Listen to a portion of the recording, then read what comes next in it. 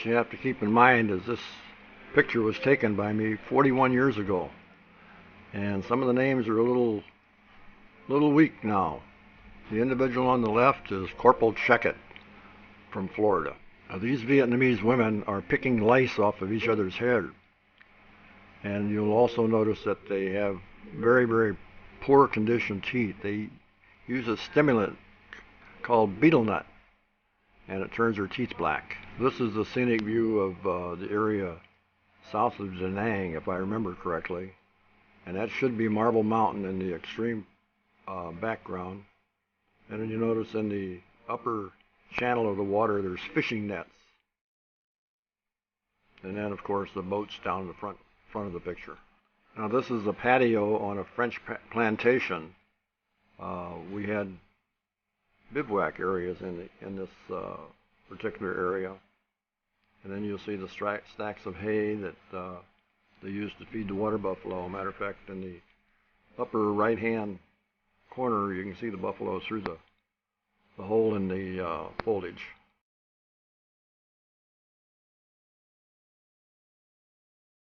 Now this is yours truly reading mail. We're in a reserve area, and this is a tent. Now these are water buffaloes. The Vietnamese use them as we would use a horse here in the States for their plowing and other farm work. And they were always kind of dangerous to be around because they could sense that we were meat eaters, and they didn't like us a little bit. Now this is the original pot-bellied pig. Most of them were suffering from malnutrition, and they don't look well at all.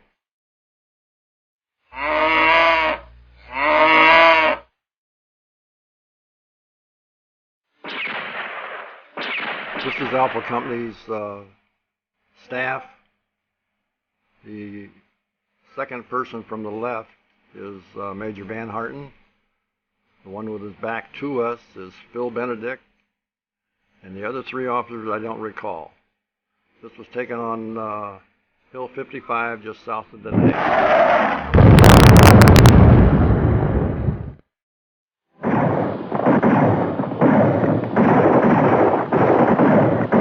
Moving out on an operation by landing craft going up the river. I can't recall offhand what operation it was, but it was all by water.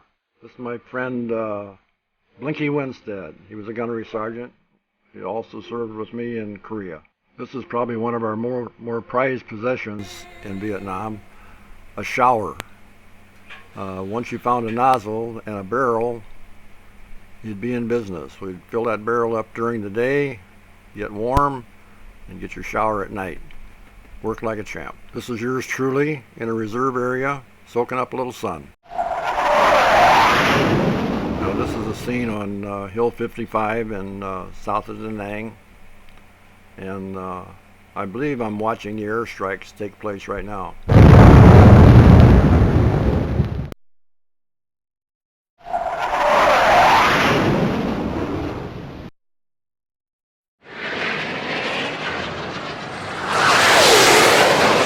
Shot of the shower on Hill 55, and down below in the center of the picture you'll see the results of a bomb strike.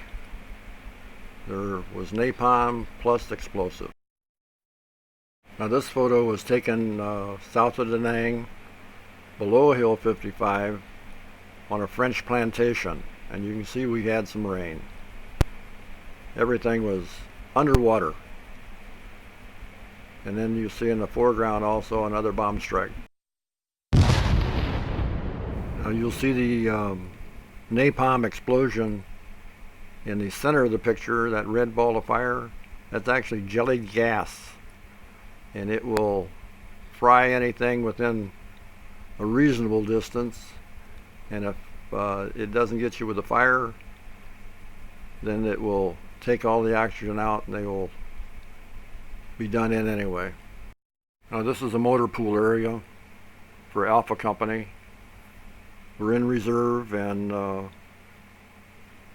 got all the the Jeeps lined up. We're actually set up in that French plantation here again. That's one of the company Gunnys on the left, and I don't recall who the one on the right is.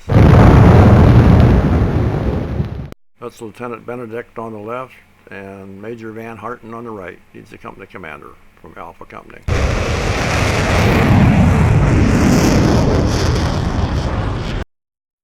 Now this is a setting for a county fair. We used to go out in the middle of the night, surround the village, and wait for the BC to come out in the morning.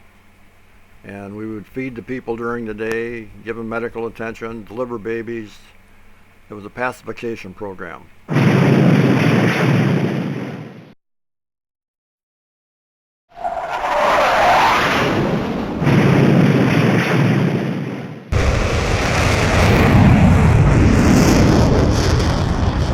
This is in Con Thien, and the objects that you see laying in front of the tent are 175 millimeter cannon barrels. Now this is on top of Hill 55 again. It's the CP command post. Those are antennas that you see reaching to the sky there. Now this is the French plantation area again, south of Hill 55. As you can see, we have had some water. Lots of water. This is my personal Colt 45 I carried with me in Vietnam. It's engraved. It was a gift to me before I left Oaklawn, Illinois. I worked in a sporting goods shop part-time, and this was my going away present.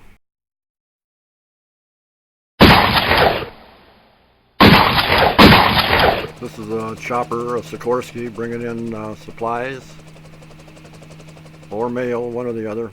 Now this is part of the county fair program again. We've got the village surrounded and having a little conference here with the staff. Now we have some captured material here. A lot of it is marked with a Russian manufacturer and some with Chinese. This is just the shot of the typical rice paddy. This is yours truly trying to dry out after another rain.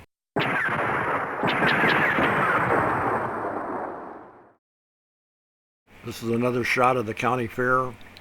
We do have the village surrounded, and at the present time there's probably a platoon of South Vietnamese soldiers in there checking out the area before we move in for our pacification program.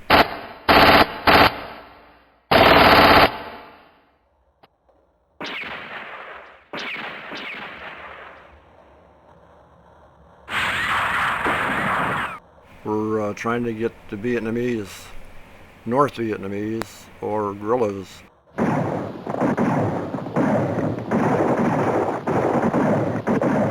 out of this village, and they're in holes, in spider traps, hidden everywhere. You'll see later on where we have the dogs, we try to sniff them out. Now this is the type dog we use to sniff the Vietnamese out of the holes and the bunkers when we go into an area. And the dog was so high strung that he had to be medevaced after about 3 days. He couldn't stand the pressures.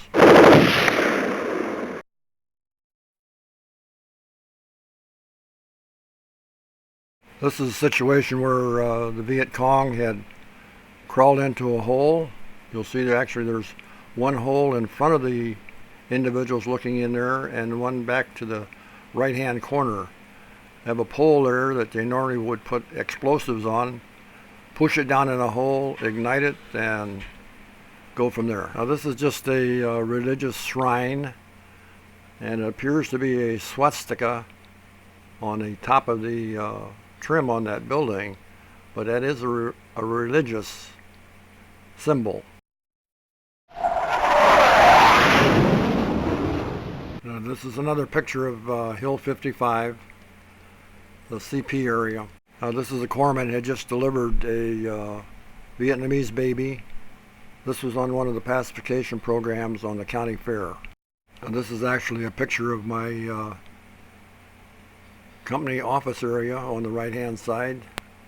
We're back in reserve, and you can see the Jeeps and equipment stored out front. Now this is a picture of two South Vietnamese soldiers. I don't remember if they were officer or enlisted, but they were attached to our unit and used them as interpreters or finalizing any transactions that we had with the South Vietnamese people. Now this was a shrine and also a school, if I remember correctly, just outside of the Danang area.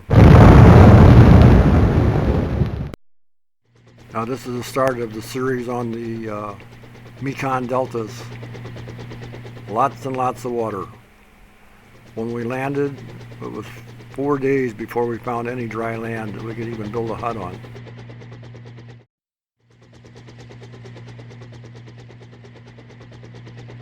I believe this is a C-130.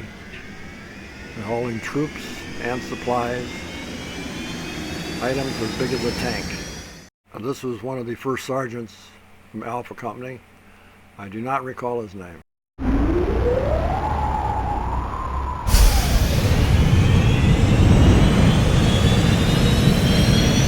When we first received the M16s, they caused us lots of problems. And I just associate it with the cartoon that we have in the billboard situation here.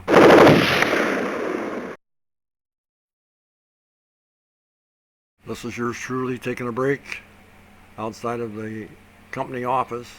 You can see we're well sandbagged. This is my office clerk, AJ Voigt from New York. I had him up working all night and he's taking a break. Hugh O'Brien, quite a famous movie star, stopped in to see us when we were back in reserve. He portrayed Wyatt Earp in a Western series back in the, I would say, the 60s and 70s.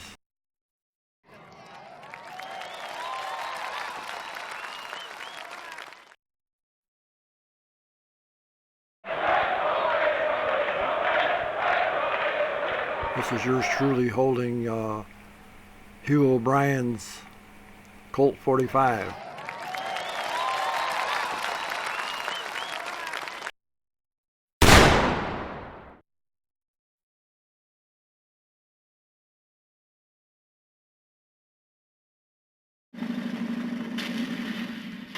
Now, these are some Vietnamese gorillas that we captured.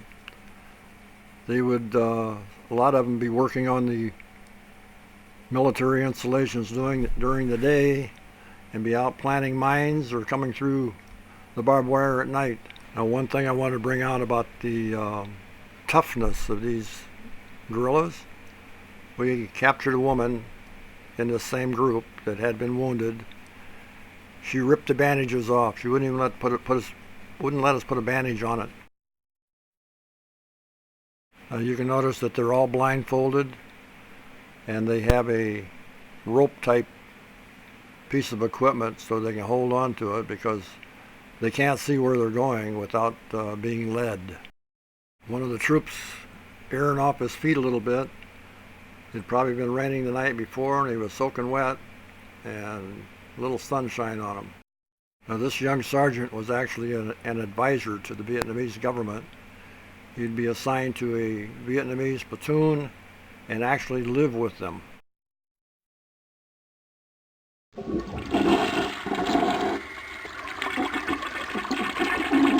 this is your typical Vietnamese small town street. You can see several different modes of transportation. Most of them will be bicycles though. And you'll also notice that they have Eastern and the Western garb. Now this is the Catholic Church in the city of Hue. Later on, it was, during the Tet Offensive, it was actually totally demolished, down to nothing.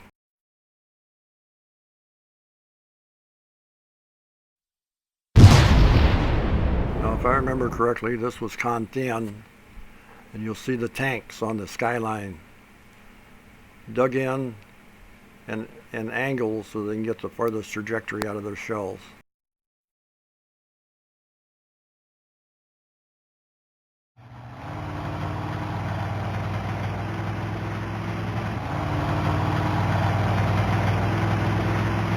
I don't know what they did with this vegetation the little guy is carrying. I would think probably to feed the water buffalo. This shows you that kids are kids no matter where you are in the world. Now these boats were used for living quarters and for hauling materials. As you can see that they really loaded them down. They almost would sink. They had so much material on them. Now this is an example on the waterways in Vietnam. It had little or no sanitation whatsoever. And all their waste ran into the water.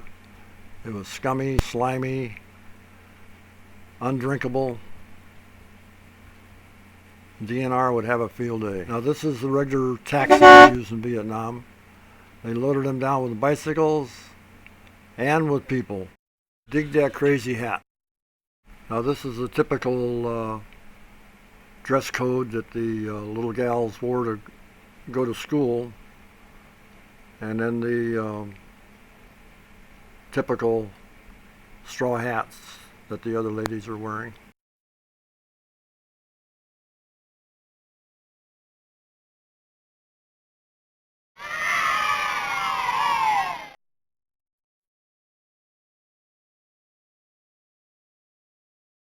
Now the individual on the left is a battalion adjutant. That's Lieutenant Ramirez. And the little guy in the red hat thinks he's Rommel.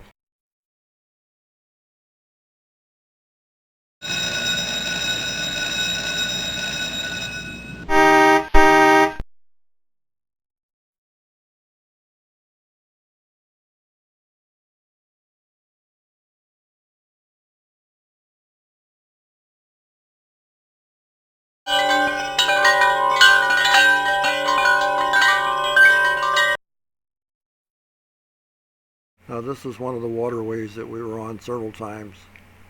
In previous pictures too, you noticed them. The landing craft in the upper left-hand side is unloading materials on the beach there. Now here we actually have two different style barges or landing craft unloading materials. Now this is a very stylish Vietnamese boat. Again, contains living quarters and hauling capacity.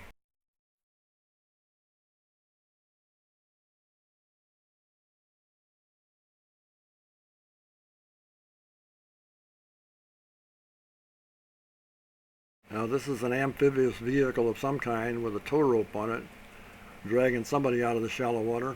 Now this is another picture of the 175 millimeter cannons that I mentioned before. The barrels were very short-lived because they shot so far and they burned the barrels out real quick.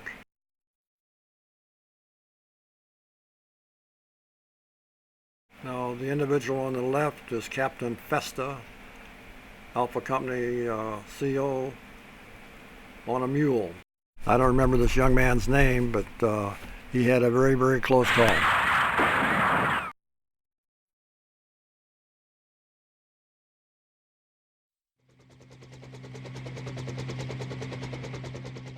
Now this is a shrine and a school.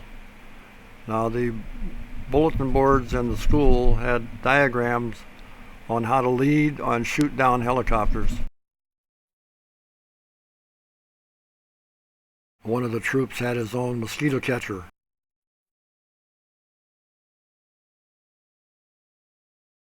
That's Blocker on the left. He's recouping from a broken leg. As you can see, he's got it up on the back of the seat. And the other guy is my clerk, A.J. Voigt. These are quad 50s on one of the ships we were on. This is a hospital ship, Repose, where our Marines went after they were released from the hospital in the battalion area. And I would go out on the weekends to visit them.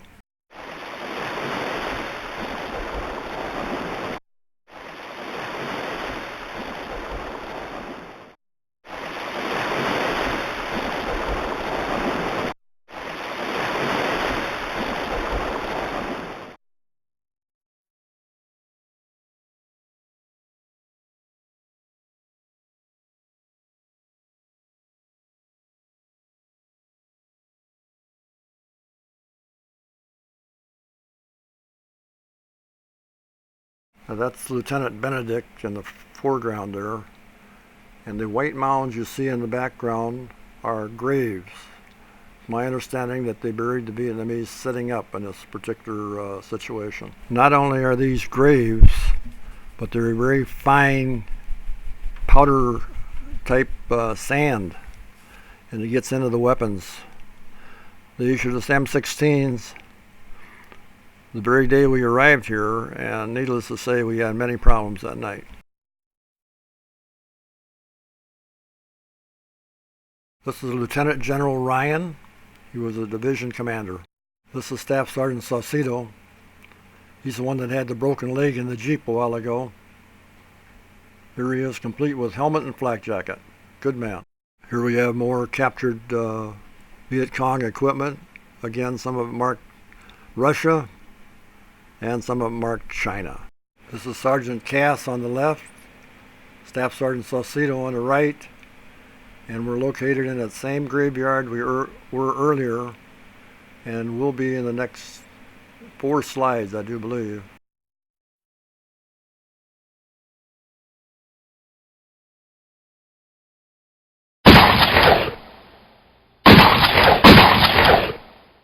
Now this is another shrine and a graveyard. Now I might point out that a lot of the architecture is made with broken bottles and glass, just junk.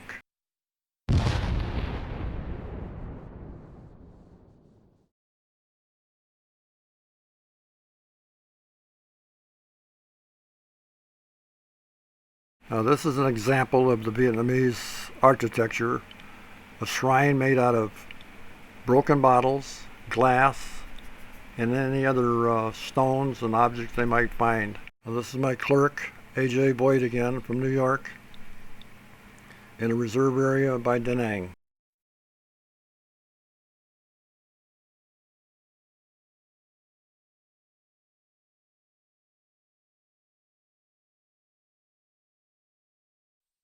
This is an airstrike being conducted on Operation Prairie.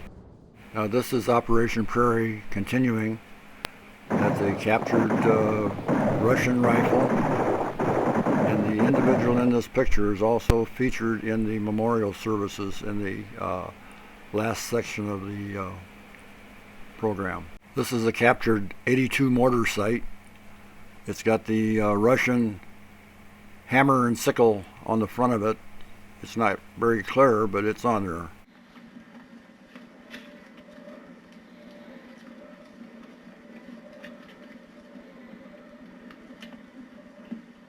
This is a continuation of Operation Prairie.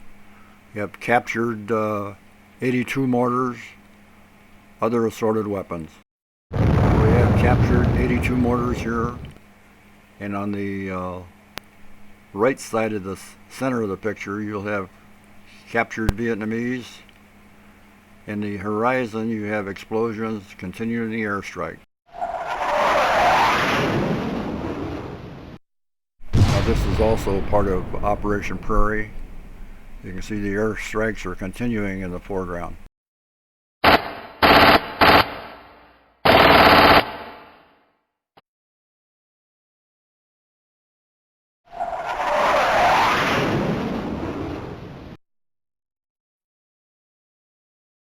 Now this is Captain Festa, the company commander, briefing his platoon commanders and continuing the operation cleanup. Now this is a crater created by the USS Wisconsin, 16-inch shells that made quite a deep hole.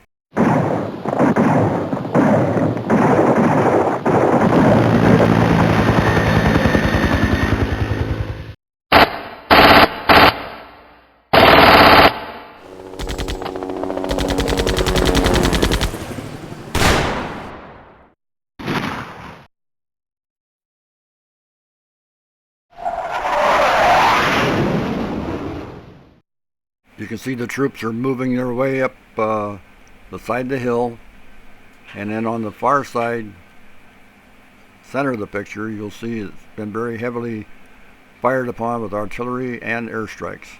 It appears that we're standing by on a helo pad, getting ready to mount out on another operation. This is a continuation of the mount out Troops are all assembled and ready to hit the road. This is yours truly, dressed up like Poncho. You have machine gun belts hanging all over me. Now this is the laundry girl in a reserve area back in Danang. Now this is another one of the laundry girls. They are of Indian descent, by the way. This is another little Indian girl working in the shop.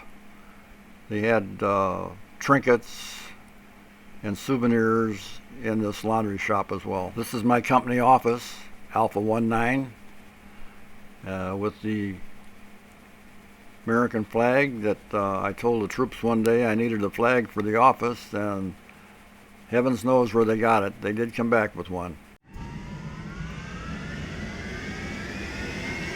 Now this is an aerial shot over the city of Danang.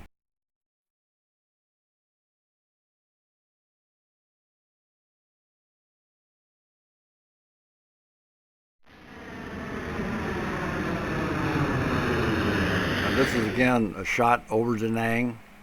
You'll notice the large church in just about the center of the picture. Now this again is a picture of Danang from the air. You can see it was quite a large city. Now this is a coastal shot of the Danang area again.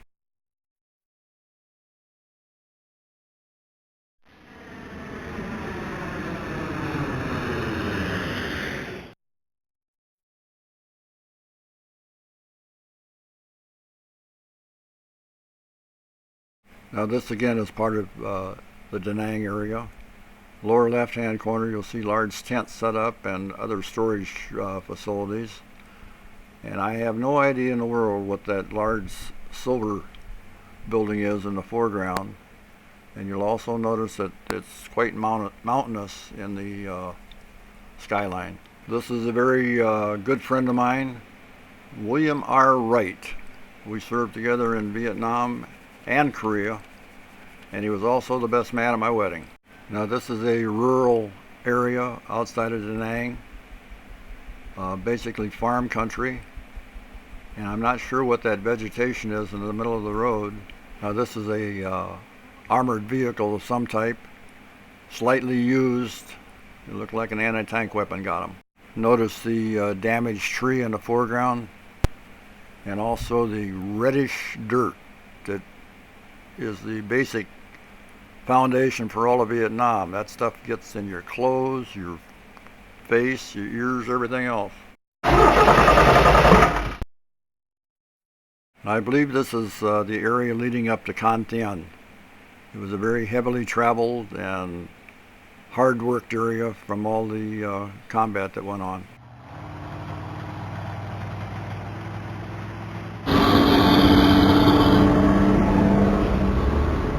This is the staging area outside of Danang where all the supplies were kept. This is a staging area where we had an office set up.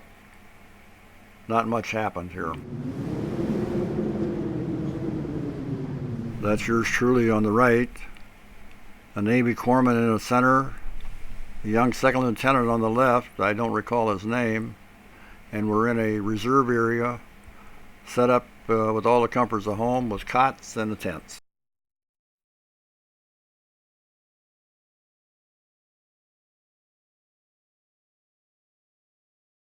I captured Vietnamese weapons of different calibers and assortment of sizes. Again, captured weapons. The rifle that you see with the bayonet on it, there right above the individual's foot, is a Russian origin, and then that's a rocket of some type up by his hands. This is a Vietnamese propelled rocket of some type. Looks like about a 3.5.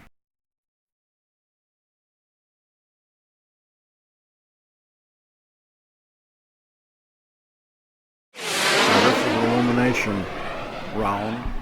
It's used for illuminating the area so you could observe any activities being conducted by the enemy. It covers quite a large area, and they're bright enough that you could read a newspaper by it. Now this is what they call a flying crane. We used to make these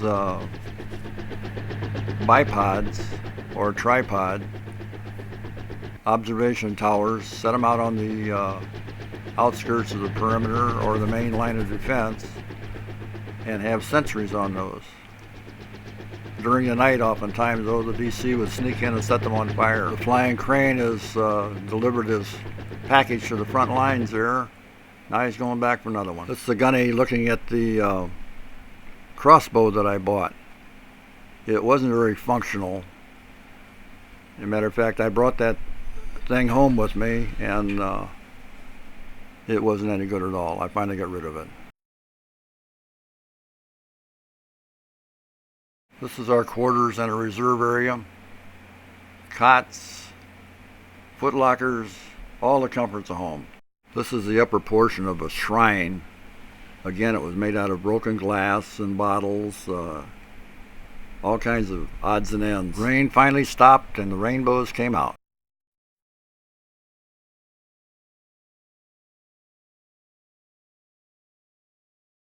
This is a reserve area.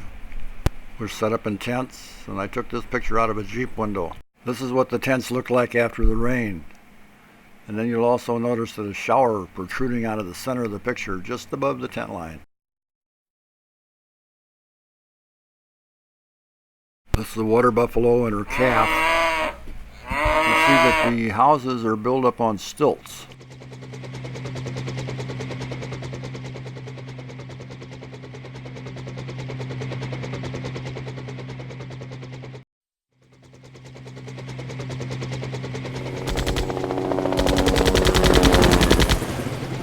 It appears that we're coming in over the coast in the Mekong deltas. We got the troops all saddled up, getting ready to make an operation up the river.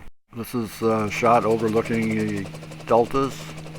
You have a small village in the immediate foreground. Coming into the deltas by chopper. I believe we made a short layover in Guatemala, and that's where this picture was taken, I'm quite sure.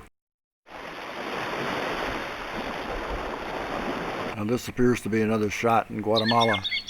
Notice how the houses are built up off of the ground so that the water actually goes under them during high tide.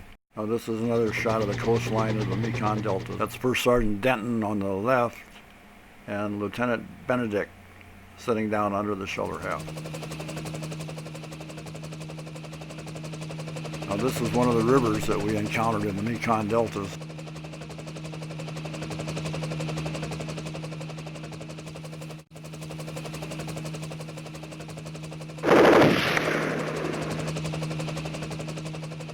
Now the first 4 days in the deltas, we never saw any dry land. We had to build the heels, platforms up off of the water for a place to lay down at night.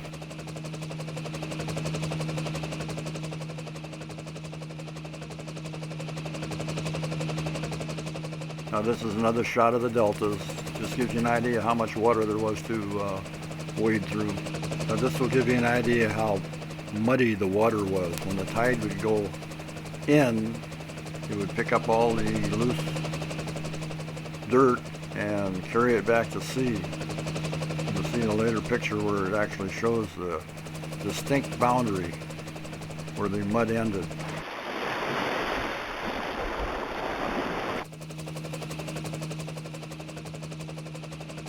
Now this was taken aboard the helicopter carrier where we made most of our landings from. Now this is the picture on the deck of the chopper helicopter carrier. The guys cleaning up the Jeep, getting ready to take it ashore. Here we are making another move in the deltas. You'll see the machine gun in the upper left-hand corner. That's an M60, and they were quite effective. This is the deck of the carrier, designed strictly for helicopters. Now this is another shot of the deltas on the coastline. Upper left-hand corner, you'll see the M60 machine gun, ready to go.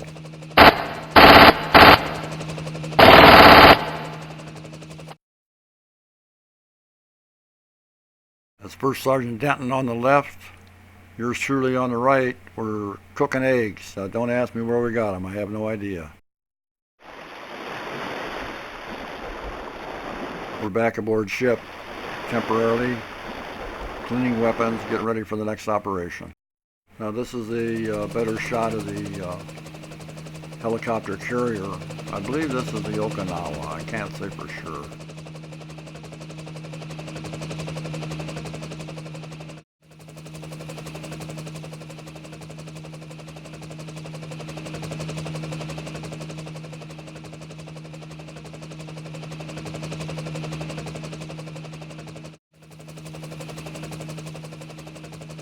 This is another view of the Catholic Church in the city of Hue that was totally annihilated during the Tet Offensive.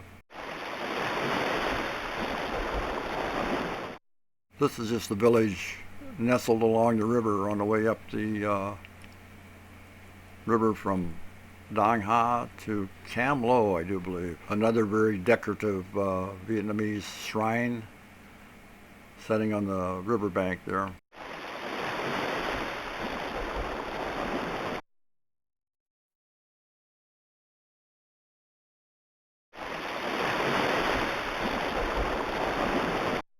This is another shot on the river. You see the cows in that little strip of land in the center of the picture.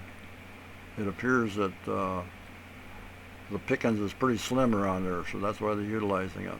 Now this is another river shot. These structures that you see on the first quarter of the picture there are fish traps. And then you've got the regular Vietnamese boats in the background. This is a typical little Vietnamese village. You have different types of boats here in the front. The one on the left is actually living quarters on board that one. And then the small fishing boat in the center, and then another fishing boat on the right side as well.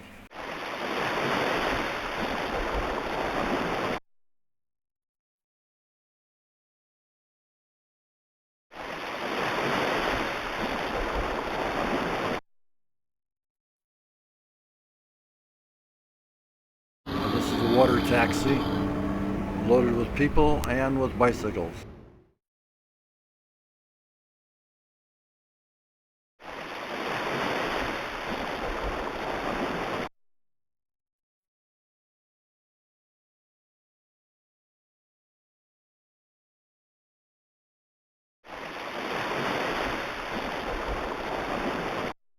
Now this is your typical Vietnamese fishing.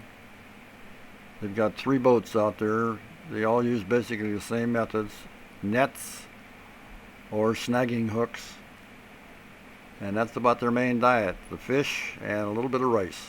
Now we have 2 different styles of fishing here. One is a net on a counterbalance pole, and the other one is just a regular, like a seine. They drag it through the water or let it sink to the bottom and then pull it back up to retrieve the fish. Now these are a little like a checkpoint on the river. I have no idea what they check, but you see them periodically up and down the river.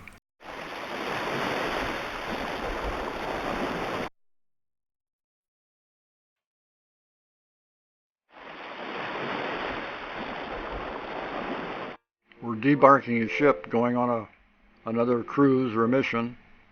And one thing you always remember, if you're coming down a net, keep your hands on the vertical rope, not on the horizontal. Somebody will step on your hands. I don't recall what the ship's name was, but it was number 6. It looks like we had been on this ship for a few days because they had their sea bags with all their gear with them. But we're heading for another location now, so we're bringing everything with us. This was taken aboard a Navy ship in the chief's quarters. That's First Sergeant Denton on the right, and a Navy chief in the left side of the picture. This is First Sergeant Denton again.